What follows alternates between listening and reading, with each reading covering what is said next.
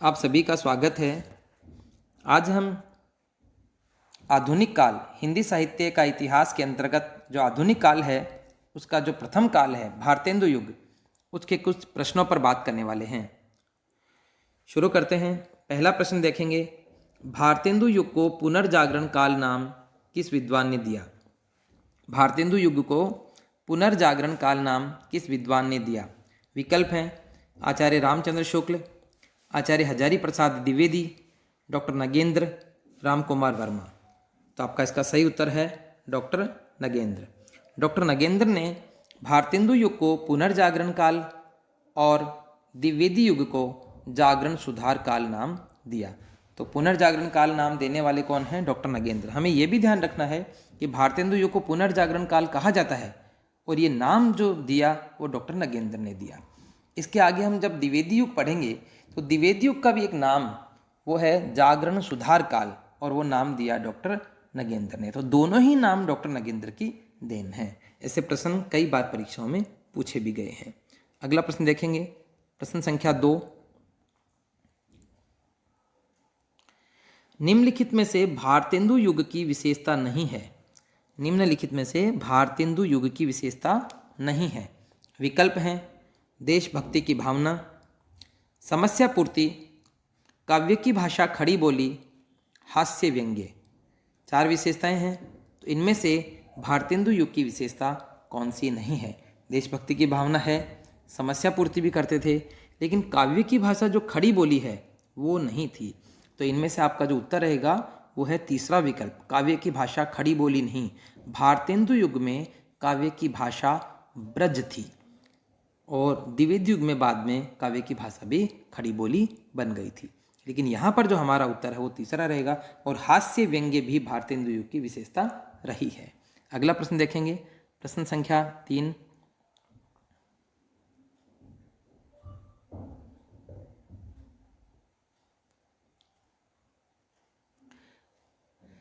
हिंदी गद्य का ठीक परिष्कृत रूप पहल इस पत्रिका में मिलता है। यह बात किस पत्रिका के लिए कही गई? हिंदी गद्य का ठीक परिष्कृत रूप पहल इस पत्रिका में मिलता है। यह बात किस पत्रिका के लिए कही गई?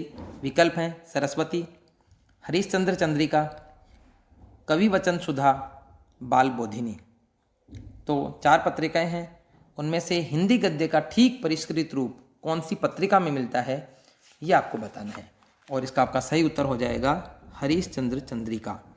हरिश्चंद्र चंद्रिका जो है वो 1873 में भारतेंदु हरिश्चंद्र द्वारा निकाली गई एक मासिक पत्रिका थी और ये जो मासिक पत्रिका है इसके शुरुआती 8 अंकों तक इस पत्रिका का नाम हरिश्चंद्र मैगजीन था और बाद में इस पत्रिका का नाम हरिश्चंद्र चंद्रिका कर दिया गया। ये जो पत्रिका है इसकी जो भाषा है वो इस युग के लिए आदर्श थी और हिंदी गद्य का ठीक जो परिष्कृत रूप है वो इस पत्रिका में मिलता है। इसकी गद्य भाषा थी, गद्य भाषा इस युग का आदर्श थी। तो आपका सही उत्तर हो जाएगा हरिश्चंद्र चंद्रिका। पहले इसका नाम हरिश्चंद्र मैगजीन था जो अंग्रेजी की तरह नाम था मैगजीन, तो उससे बाद में इन्होंने हरिश्चंद्र चंद्रिका कर दिया। सरस्वती जो पत्रिका है वो द्विवेदी युग की है। 1900 ईस्वी में वो पत्रिका प्रकाशित हुई, तो वो यहाँ की है ही नहीं और ये जो बात है वो सरस्वती के लिए नहीं कही गई। और कवि वचन सुधा जो पत्रिका है, कवि वचन सुधा, ये भी भारतेंदु हरिश्चंद्र की ही पत्रिका है। 1868 में निकाली गई इनकी पहली पत्रिका थी और बाल बोधिनी भी भारतेंदु हरिश्चंद्र द्वारा निकाली गई पत्रिका ही है जो 1874 में निकाली गई। ये भी मासिक पत्रिका और काशी से ही निकाली और इस पत्रिका में जो है वो स्त्री शिक्षा से संबंधित बातें की गई। तो आपका यहाँ जो उत्तर रहेगा वो हरिश्चंद्र चंद्रिका। अगला प्रश्न देखेंगे, प्रश्न संख्या 4। भारतेंदु की कौन सी रचना में विदेशी वस्तुओं का बहिष्कार किया गया है? भारतेंदु की कौन सी रचना में विदेशी वस्तुओं का बहिष्कार किया गया है? विकल्प हैं प्रबोधिनी, कार्तिक स्नान, फूलों का गुच्छा, वैशाख महात्म्य। तो भारतेंदु की इन चारों रचनाओं में से कौन सी रचना में विदेशी वस्तुओं का बहिष्कार किया गया है? तो आपका सही उत्तर हो जाएगा इसका प्रबोधिनी। प्रबोधिनी जो रचना है उसमें विदेशी वस्तुओं का बहिष्कार किया गया है। कार्तिक स्नान जो इनकी रचना है वो भक्तिपरक रचना है। फूलों का गुच्छा खड़ी बोली में रचित एक रचना है। और वैशाख महात्म्य जो रचना है वो भी भक्ति परक रचना है। वैशाख महात्म्य और कार्तिक स्नान, इसके अलावा भक्त सर्वस्व और उत्तरार्ध भक्तमाल, ये 4 रचनाएं इनकी भक्ति परक रचनाएं हैं। तो इस प्रकार से आपका जो यहाँ उत्तर रहेगा वो है प्रबोधिनी। प्रबोधिनी जो रचना है उसमें विदेशी वस्तुओं का बहिष्कार किया गया है। अगला प्रश्न देखेंगे, प्रश्न संख्या 5। नागरी नीरद और आनंद कादम्बिनी पत्रिका का संपादन किसने किया? नागरी नीरद और आनंद कादम्बिनी पत्रिका का संपादन किसने किया? विकल्प हैं भारतेंदु हरीशचंद्र, बद्री नारायण चौधरी प्रेमघन, प्रताप नारायण मिश्र, अंबिका दत्त व्यास। तो इन चारों जो लेखक हैं उनमें से किस लेखक ने नागरी नीरद और आनंद कादम्बिनी पत्रिकाओं का संपादन किया? और आपका इसका सही उत्तर है बद्री नारायण चौधरी प्रेमघन। बद्री नारायण चौधरी प्रेमघन, इनको बादलों से विशेष लगाव था इसलिए इन्हें प्रेमघन कहते थे, और मिर्ज़ापुर के थे। मिर्ज़ापुर से ही इन्होंने आनंद कादम्बिनी पत्रिका 1881 में और नागरी नीरद पत्रिका 1893 ईस्वी में निकाली। तो आपका इसका सही उत्तर हो जाएगा बद्री नारायण चौधरी प्रेमघन। अगला प्रश्न देखेंगे, प्रश्न संख्या 6। भारतेंदु की कौन सी रचना को भारत भारती की पूर्व पीठिका माना जाता है? भारतेंदु की कौन सी रचना को भारत भारती की पूर्व पीठिका माना जाता है? विकल्प हैं दशरथ विलाप, विजयनी विजय वैजयंती, विजय वल्लरी, रिपनाष्टक। चारों ही रचनाएं भारतेंदु हरीशचंद्र की हैं। इनमें से भारत भारती की पूर्व पीठिका किसे माना जाता है ये हमें बताना है, और इसका जो सही उत्तर है वो है विजयनी विजय वैजयंती। देखो, भारत भारती द्विवेदी युग में मैथिली शरण गुप्त द्वारा रचित एक देशभक्ति से ओतप्रोत रचना है, और इसको विजयनी विजय वैजयंती को अपनी राष्ट्रीयता की भावना के कारण ही भारत भारती की पूर्व पीठिका माना गया है।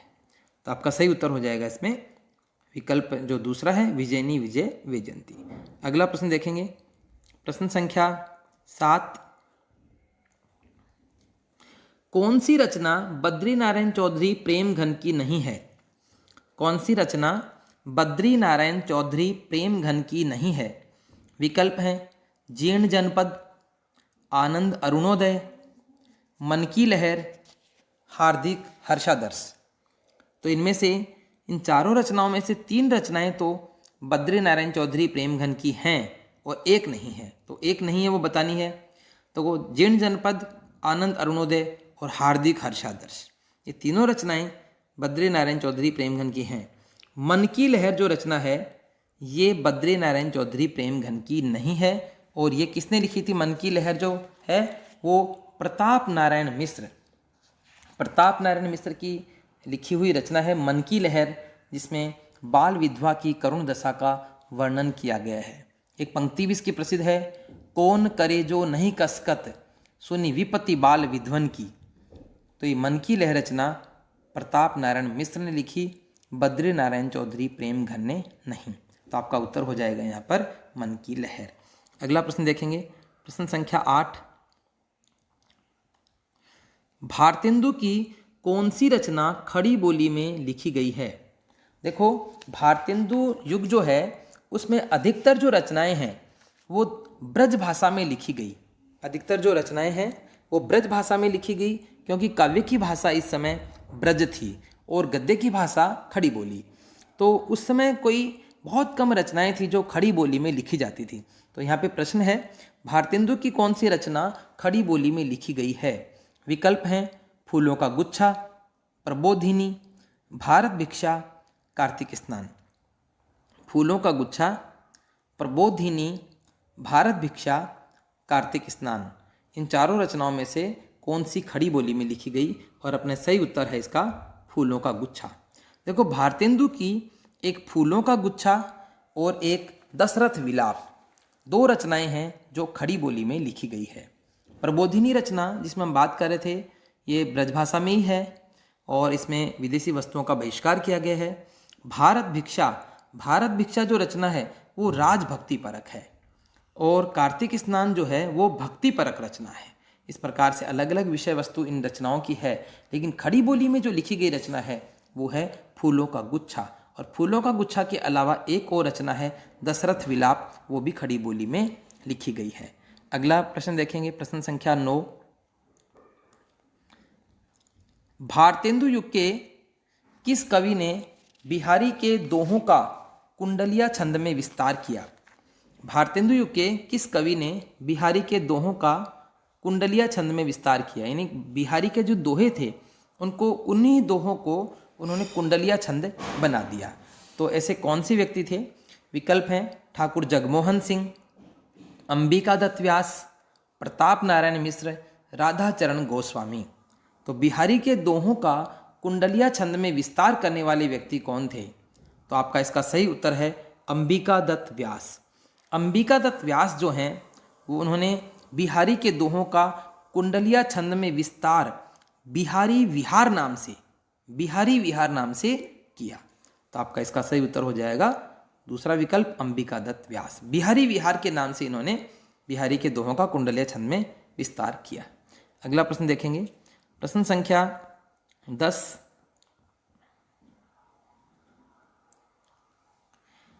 8 मास बीते यजमान अब तो करो दक्षिण दान, यह पंक्ति किस पत्रिका से संबंधित है?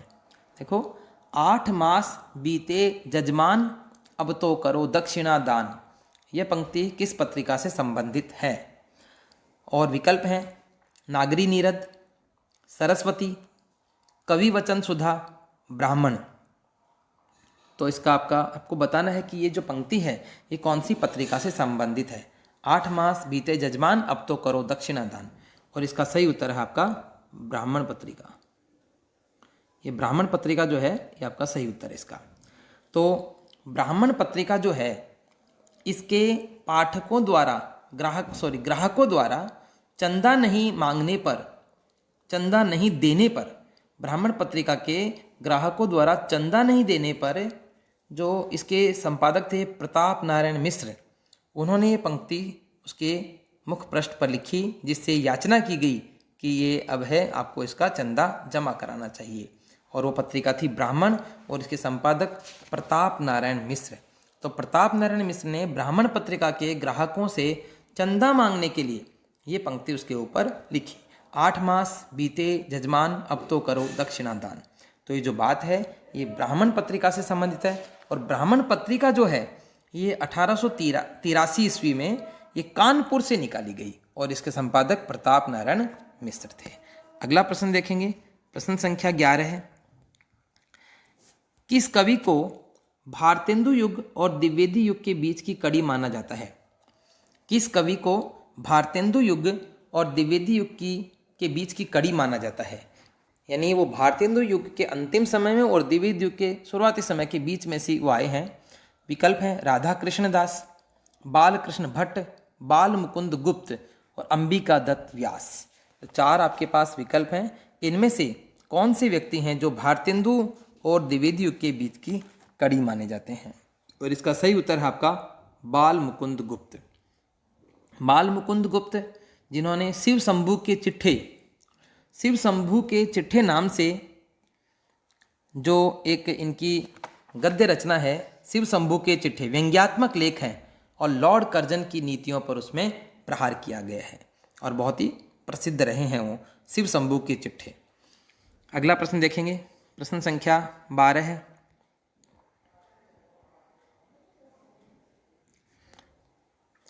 प्रताप नारायण मिश्र की किस रचना में बाल विधवा की करुण दशा का वर्णन किया गया है?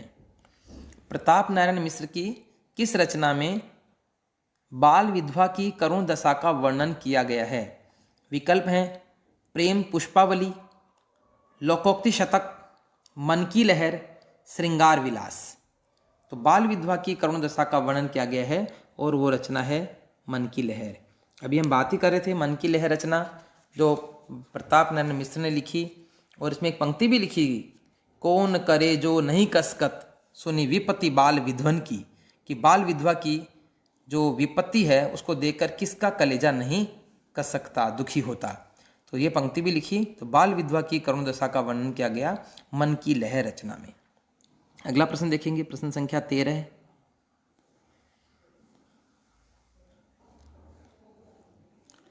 पावस पचासा, सुकवि सतसई, हो होरी आदि रचनाओं के लेखक कौन हैं? पावस पचासा, सुकवि सतसई, हो होरी आदि रचनाओं के लेखक कौन हैं?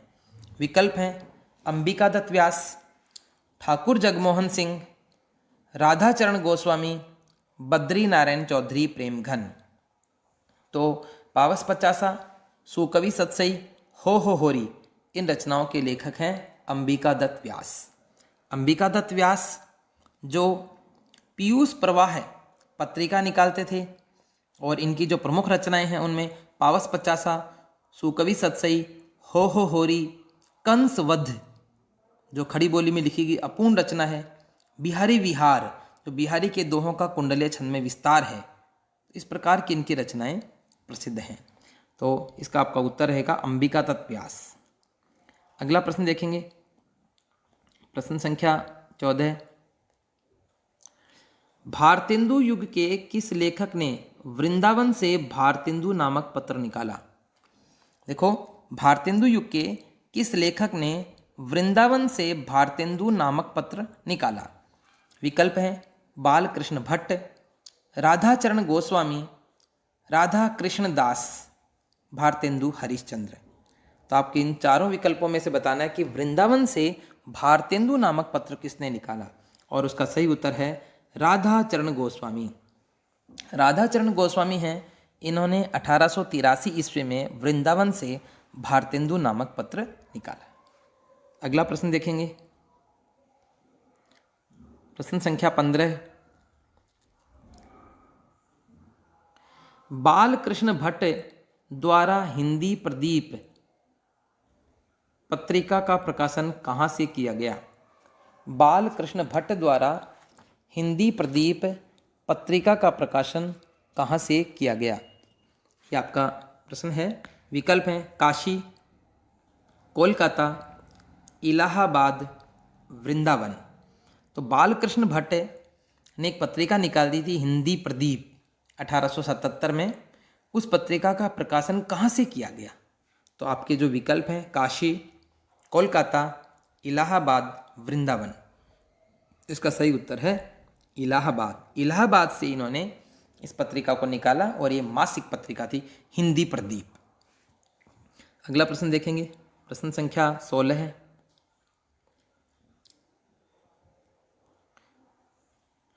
कानपुर में रंगमंच और साहित्यिक संस्था रसिक समाज से कौन से कवि संबंधित थे?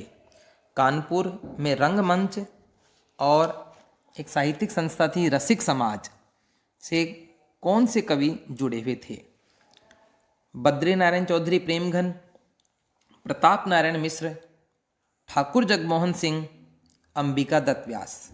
तो कानपुर की जो संस्था थी रसिक समाज, उससे जुड़े हुए व्यक्ति कौन थे? और इसका सही उत्तर आपका है प्रताप नारायण मिश्र। प्रताप नारायण मिश्र कानपुर की इस संस्था रसिक समाज से जुड़े हुए थे और इसकी समस्या पूर्ति पपीहा जो बोले है पीव कहाँ के लिए प्रताप नारायण मिश्र को विशेष प्रसिद्धि मिली। पपीहा जो बोले है पीव कहाँ समस्या पूर्ति के लिए प्रताप नारायण मिश्र प्रसिद्ध हुए। अगला प्रश्न देखेंगे, प्रश्न संख्या 17 है। भारतेंदु युग का कौन सा लेखक अमीर खुसरो की तर्ज पर मुकरियाँ लिखता था? भारतेंदु युग का कौन सा लेखक अमीर खुसरो की तर्ज पर मुकरियाँ लिखता था? विकल्प हैं भारतेंदु हरिश्चंद्र, ठाकुर जगमोहन सिंह, प्रताप नारायण मिश्र, अंबिका दत्त व्यास। इनमें से अमीर खुसरो जो मुकरियाँ लिखते थे, यानी जिसमें एक सहेली दूसरी सहेली से प्रश्न पूछती थी और वो जब उत्तर दे देती थी तो वो उस उत्तर से मुकर जाती थी कि नहीं नहीं ये उत्तर तुम्हारा सही नहीं है। मुकरना मतलब मना कर देना।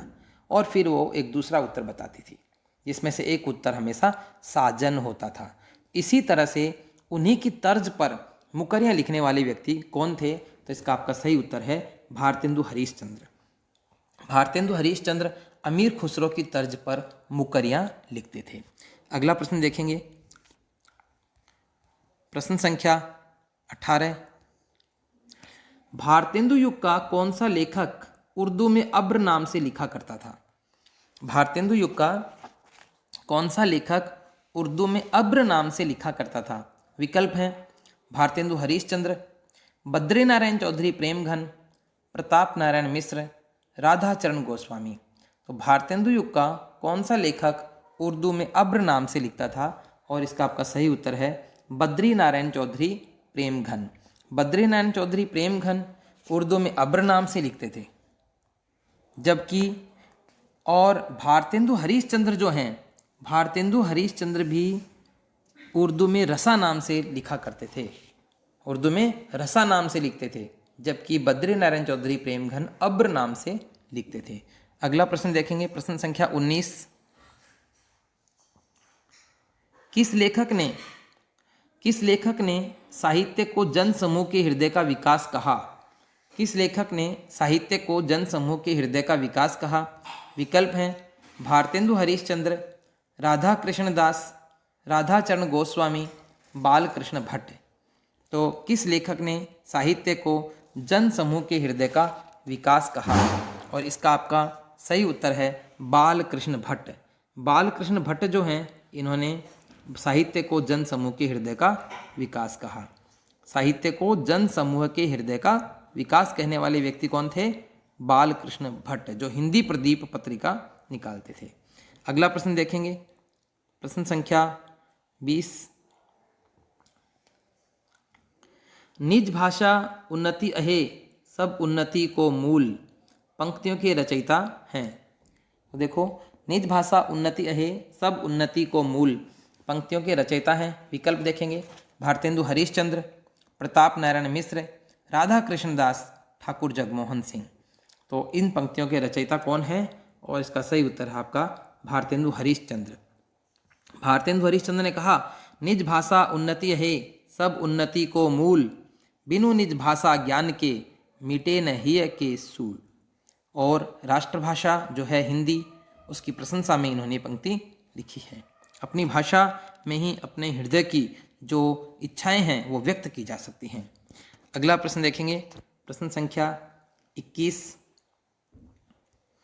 पीयूष प्रवाह पत्रिका के संपादक कौन हैं?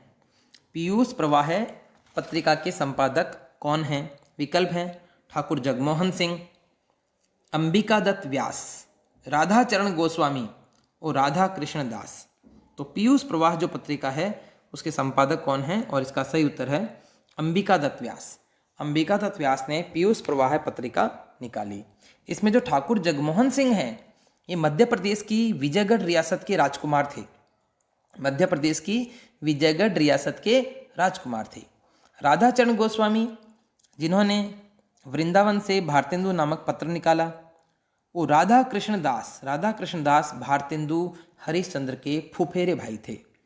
तो सभी ये व्यक्ति प्रसिद्ध हैं, लेकिन पीयूष प्रवाह पत्रिका जो निकालने वाले थे वो थे अंबिका दत्त व्यास। अगला प्रश्न देखेंगे, प्रश्न संख्या 22। निम्नलिखित में से किस पंक्ति का संबंध भारतेंदु हरीशचंद्र से नहीं है? यानी 4 पंक्तियां हैं, जिनमें कौन सी पंक्ति भारतेंदु हरीशचंद्र से संबंधित नहीं है? पहला है, मेरे तो साधन एक ही हैं जगनंद लला वृषभानु दुलारी। मेरे तो साधन एक ही हैं जगनंद लला वृषभानु दुलारी। दूसरी पंक्ति है, तरणी तनुजा तट तमाल तरवर बहु छाए। तरणी तनुजा तट तमाल तरवर बहु छाए। तीसरी है, धन्य भारत भूमि सब रत्नन की उपजानी। धन्य भारत भूमि सब रत्नन की उपजानी। और एक है, चूरण साहब लोग जो खाता सारा हिंद हजम कर जाता। इन 4 पंक्तियों में से 3 पंक्तियां तो भारतेंदु हरीशचंद्र की हैं, एक नहीं है। तो एक कौन सी नहीं है वो हमें बतानी है। तो इसका आपका सही उत्तर हो जाएगा धन्य भारत भूमि सब रत्नन की उपजानी। ये पंक्ति भारतेंदु हरीशचंद्र की नहीं है। ये पंक्ति है बद्री नारायण चौधरी प्रेमघन की। बद्री नारायण चौधरी प्रेमघन ने पंक्ति लिखी है, धन्य भारत भूमि सब रत्नन की उपजानी। बाकी इन्होंने भक्तिपरक एक पंक्ति लिखी, मेरे तो साधन एक ही हैं, जगनंद लाला वृषभानु दुलारी। भारतेंदु हरिश्चंद्र जो कृष्ण भक्त भी थे, भारतेंदु हरिश्चंद्र कृष्ण भक्त भी थे और ये वल्लभ संप्रदाय में दीक्षित थे। इसी से इन्होंने पंक्ति लिखी। तरनी तनुजा तरतमाल तरवर बहुछाए, ये भी यमुना तट का वर्णन है। और चूरण साहब लोग जो खाता, सारा हिंद हजम कर जाता, ये अंग्रेजों पर व्यंग्य किया गया है। तो धन्य भारत भूमि सब रत्नन की उपजानी, ये जो पंक्ति है, ये पंक्ति